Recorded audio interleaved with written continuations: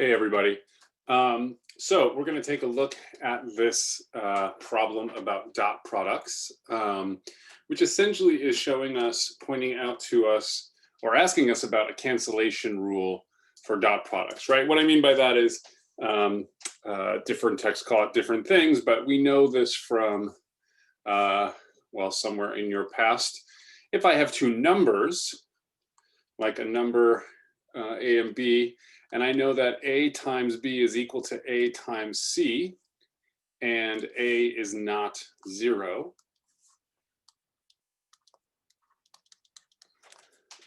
then it follows that these are the same number, right? So if I have something like 2 times X equals 2 times Y, then it has to be the case that X equals Y, right? You've used this kind of reasoning before, okay? And this is, we might call the cancellation rule.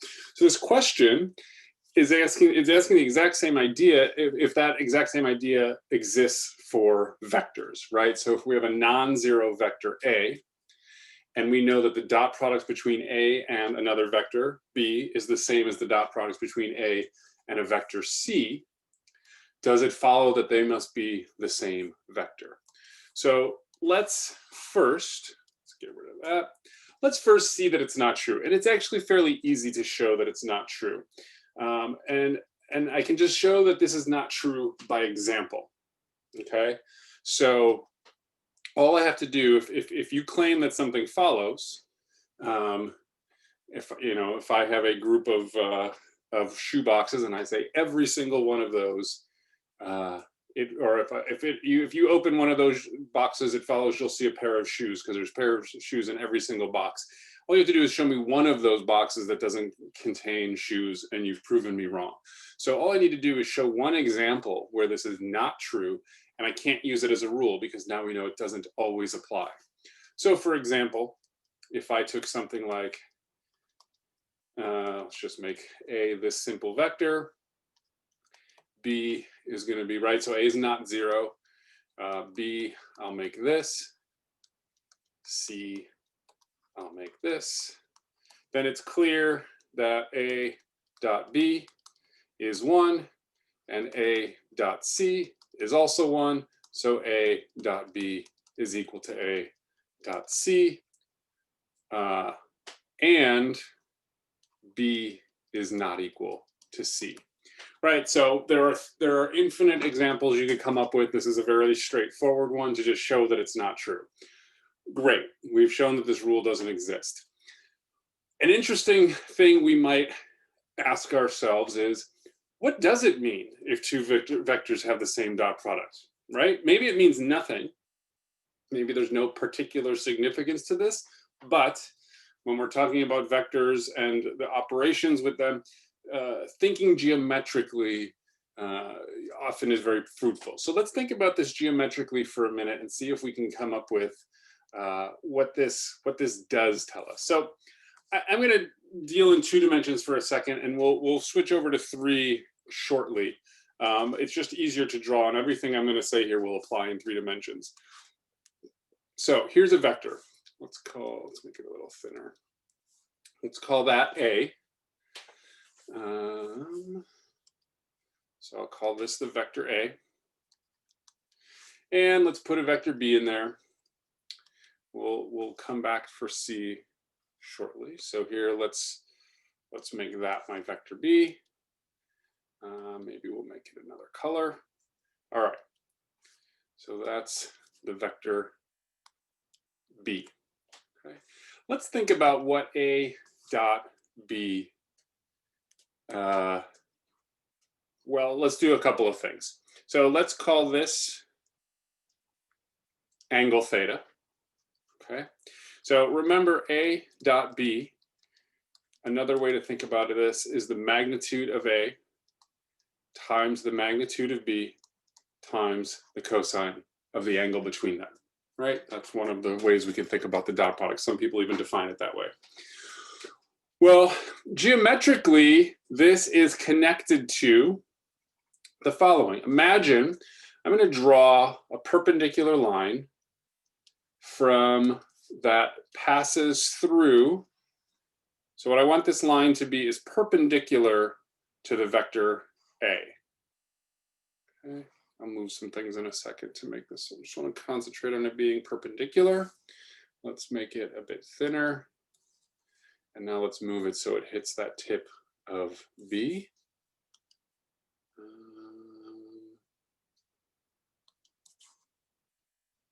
All right. So there's a line that looks pretty approximately perpendicular to A. And why don't I also grab this stuff out of the way. Okay, let's put this over here. All right, so if we imagine this perpendicular line where that does two things. It hits, sorry, let's be clear. It's a line that's perpendicular to A, and it touches the tip of B when the terminal ends of A and B are together. When the initial points of A and B are together, it passes through the terminal point of B and passes through A perpendicularly, right? Or it's orthogonal, so there's a little right angle in there. This distance from here to here, let's call this L maybe. Well, this is going to be equal to, using trigonometry, B, the magnitude of B times cosine theta, right? So as what we've done is create a little right triangle, and this is the adjacent side to theta, so L over the hypotenuse, which is the magnitude of B, equals cosine theta. We take the magnitude of B to the other side. And so we get that L equals B cosine theta, okay? Let's come back to the idea that A dot B is equal to A dot C. That means magnitude of A, magnitude of B, cosine theta is equal to magnitude of A times magnitude of C cosine, let's just call it B. Okay, that's the angle between A and C. I'm not drawing on C on here yet because it'll make our picture quite complicated. But if I drew the vector C on here, the angle between C and A, I'm calling phi. Well, A is not the zero vector, so I can divide both sides by A. In other words, I can use the cancellation law for real numbers because these magnitudes are real numbers. In other words, what we mean is that B cosine theta is equal to C cosine phi, right? Well, remember what this B cosine theta was. This is the length from the initial point of A to the point where we intersect this perpendicular line to touch the tip of B.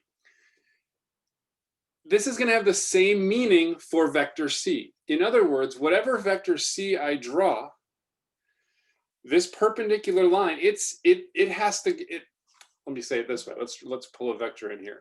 It has to touch this perpendicular line. Why? Let's make it a different color. How about green? Because it needs to have the same condition. The distance from its initial point to this perpendicular line along A has to be equal to the one we just did for B, right? This same distance here, right? Sometimes people call that its projection onto A, okay? So if the vector,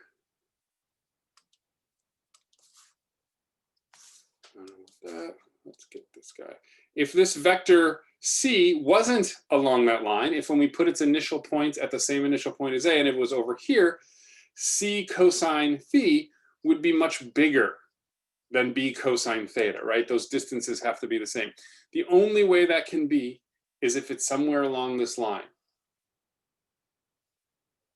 right? So any vector that goes from the initial point of A to any point on this line is going to have the exact same dot product as vector B, right? Because it's going to be this distance along A. Its projection will be this distance along A, right?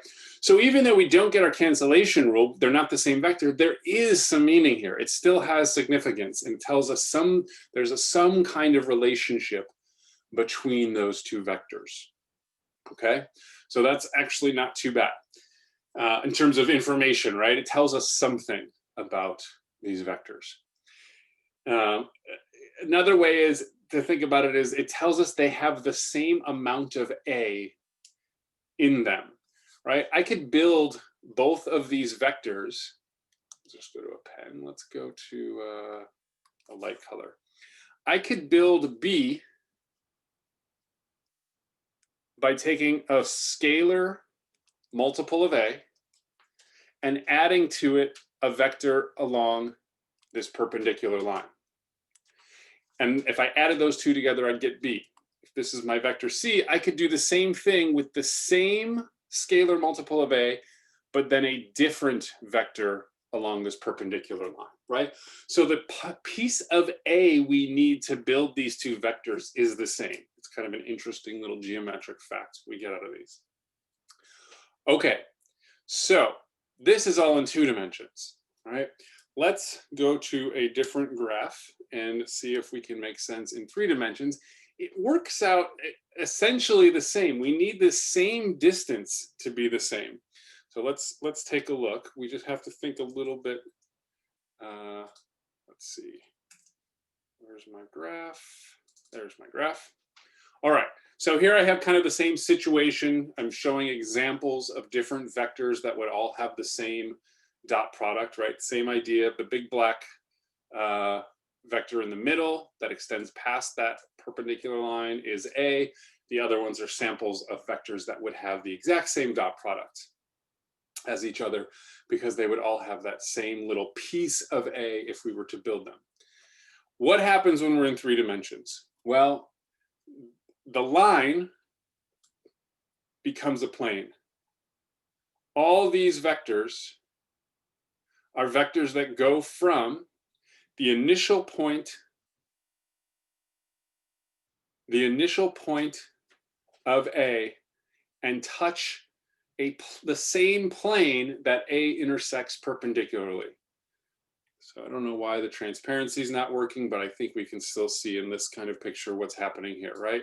So it's extending that line out. It can be in the same directions, but all of them projected onto A have the same distance that's shown with this dotted,